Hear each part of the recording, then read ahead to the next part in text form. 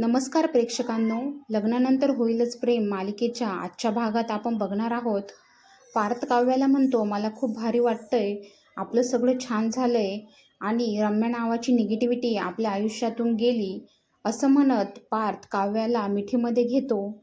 नंतर Parth mobile use करत असताना रम्या मागून त्याला हात लावते आणि जबरदस्तीने त्याच्या गळ्यात पडते आणि म्हणते, आता मी तुला तुझ्या तोंडावरच सांगते पार्थ, मी जर लग्न करीन तर तुझ्याशीच करीन.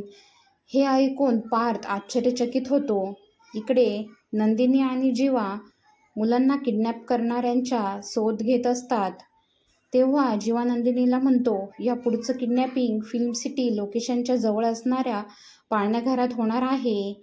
आता जीवा नंदिनी हे किडनॅपिंग थांबवू शकतील का, हे नेक्स्ट एपिसोडमध्ये बघू. आणि आजचा भाग कसा वाटला हे कमेंटमध्ये नक्की सांगा.